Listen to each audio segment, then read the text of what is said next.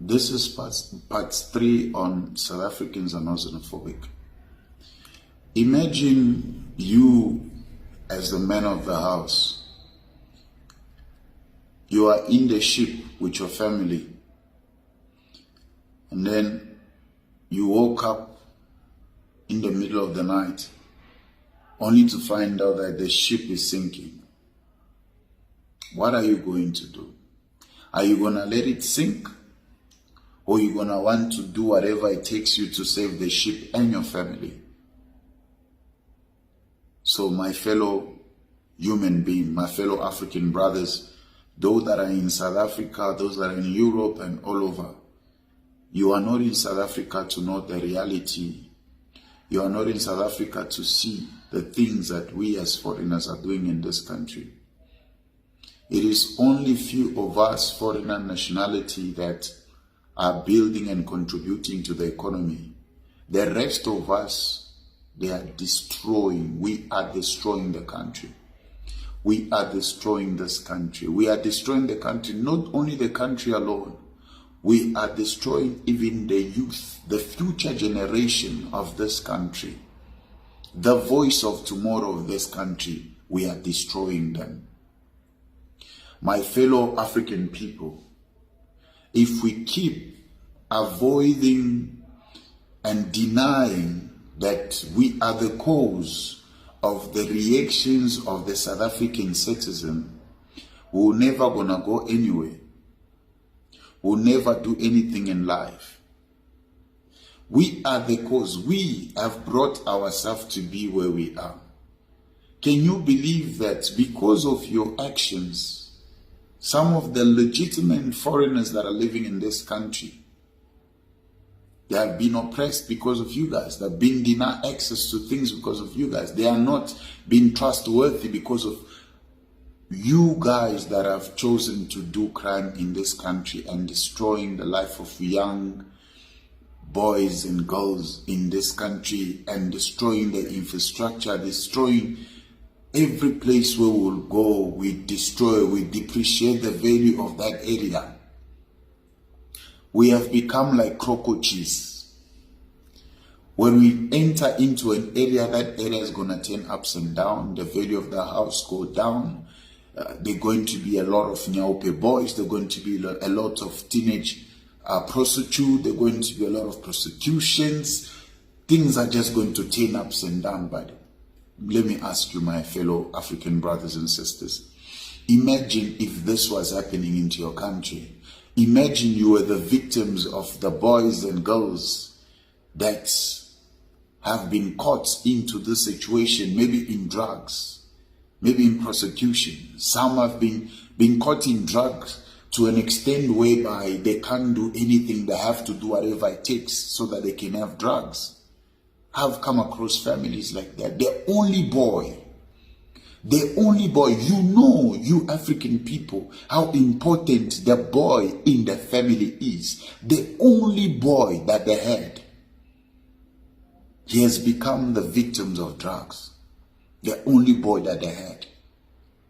We tried to do anything that we could do, me and the family. We failed. This boy is fucked, is destroyed. Excuse my language. And you trace back, where is this thing coming from? It comes from a certain group. And who are those groups from? Are foreigners. Now when today or tomorrow this guy stand up, the South African citizens stand up and say, foreigners must go. You want to call them xenophobic? Nah, they are not xenophobic. Because if you pay attention proper,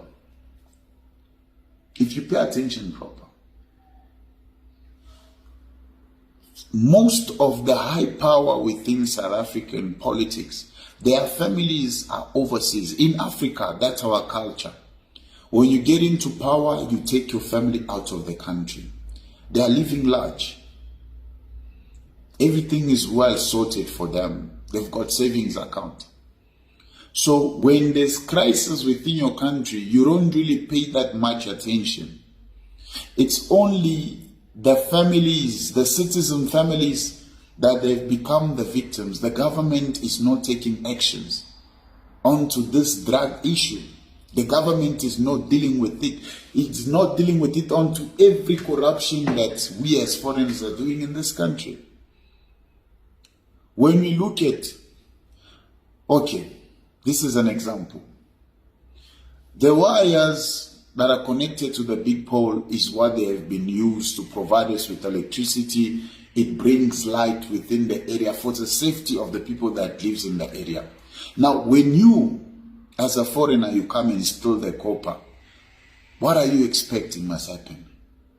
First, you are destroying that area. Second, the crime is going to be increased in that area. Now, when these people want to stand and say no to the stealing of coppers, you call them xenophobic. You as a foreigner, somebody buy a baki. He just parked, go to the shop and get something. When he comes, the baki is gone. Sometimes as driving, he get followed, pointed with gun.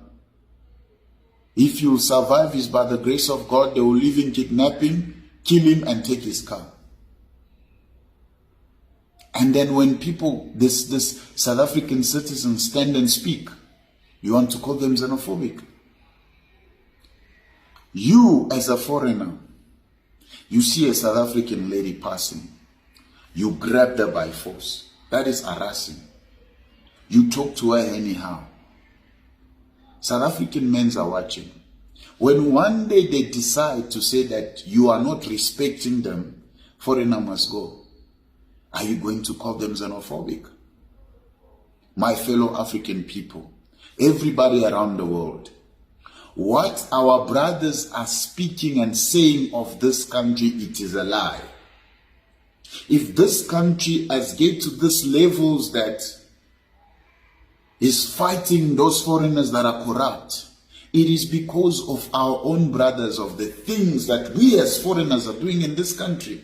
We have brought ourselves into this level. We are the cause of xenophobia.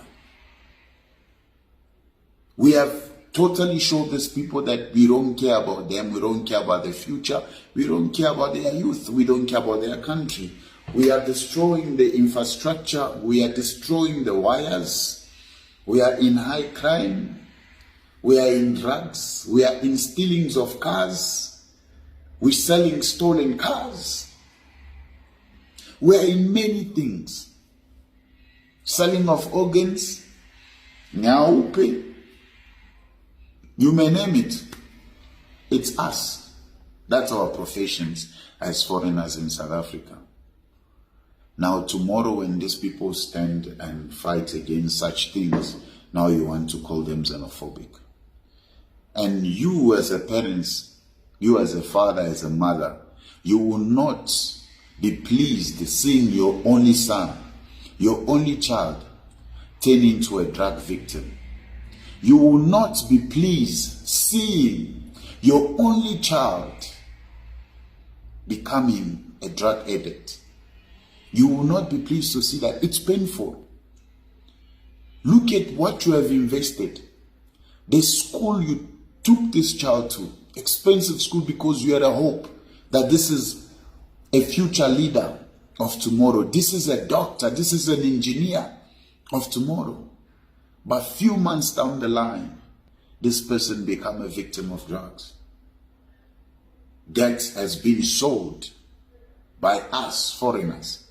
And then when such families stand for these corruptions that we are doing in their country, you want to call them xenophobic? Nah, my brothers, we need to change. We need to change. We owe South African citizens an apology. And on top of that, we call the South African men that they are lazy in their country. The same people who fought for peace. The same people who fought for this country. They won, they conquer. Their economy is moving. Our countries has collapsed. Destroy infrastructure, poor economy structure, poor leadership. We run to this country with big mouth and say that these people are lazy. If they are lazy, why is our country not looking better than theirs? since we are hard workers. My fellow